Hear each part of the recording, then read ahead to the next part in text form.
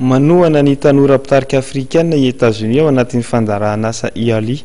Ao anatin'izany ny fanomezana vantsim-pianarana Mandela Washington Fellowship, anisan'ny nahazo izany ny tanora malagasy fanadetiny rahantsika ny vola ravoavy sy tsirra kotoarsan. Nampahafantariny Stephen Anderson, prakitra ranomaso amerikanina tamin'ny fomba ofisialy androany ny fisokafan'ny fisoratana anarana azonan'ny vatsim-pianarana Mandela Washington Fellowship 2024 natokana ho an'ny tanora afrikanina. Ny Mandela Washington Fellowship dia vatsim-pianarana izay tafiditra amin'ny fandaran'asan'ny filoha Barack Obama na IALI izay nitanterahana nanomboka ny taona 2024. Natao hanohanana ny tanora mpitarika afrikanina entina namafisanorana ny demokrasia sy ny fandriam-pahalemana eto Afrika izy ity. Tanora afrikanina 500 no mahazo ny vatsim-pianarana Mandela Washington Fellowship amin'ny taona 2024 ity. We have a support network online. You can receive guidance from us and from other fellows in years past, support, mentoring, and other opportunities. Essentially, just by applying, you receive access to an incredible network of opportunities.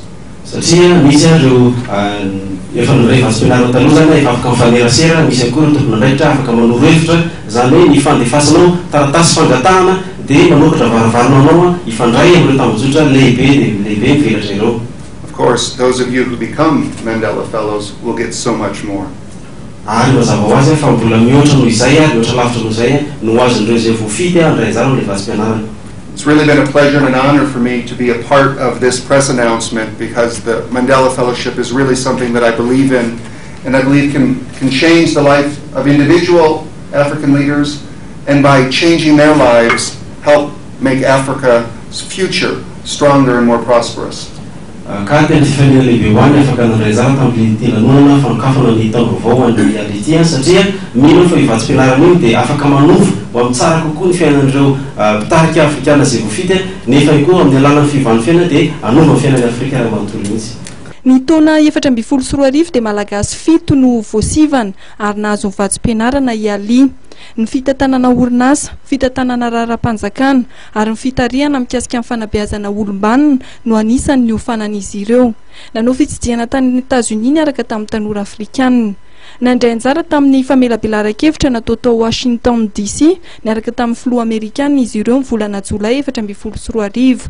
Nanaraka fampianarana nandritra ny enina herinandro ihany koa tamin'ny Université Goavana Roapolo tany États-Unis. Ny programme dia natonga tamin'ny fiofanana ary izy zany tsy mijanona fa mitohy hatrany hatramin'izao. Nametraka tany zahay hoe ampiofana sy zaran-traikefanay ho an'ny tanora rehefa tonga eto ary miara-miasa kaiky amin'ny mahasolivy amerikana zay sy ny USAID amin'ny fanatotosana ny tetikasa manerana ny nosy ary indrindra amin'ny famposina ny tanora andray anjara mavitrika amin'ny fampandrosoana ny firenena amin'ny sehatra samihafa.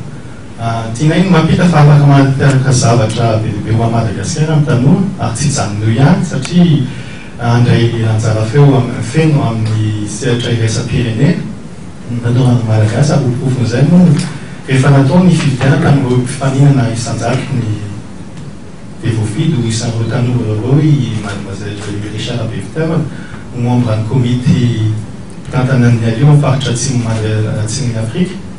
Io komité io moa andrafitra sy ampita amin'ny USAID ny amin'ny izay fandaharana asa ilaina tanterahana amin'izay tetikasa mila hatsaraina ahafahan'ireo tanora mpitarika afrikanina manatratra izay tanjona efa napetrany hoe raha tiana mandroso ny firenena dia zao no tiana atao dia izay ny ilain'ny komité ary zava-dehibe ho Madagasikara nisy ny Richard Bevitava manatindr'izay komité izay. Tsy mijanona teo fa ataorian'ny fiofanana dia afaka miofana amin'ny firenena hafa, manatanteraka fiofanana momba ny fampandrosoana sy ny fahaiza-mitantana ary ny filatsahana sitrapo ny tanora nahazo ny vatsim-pianarana IALI tany États-Unis.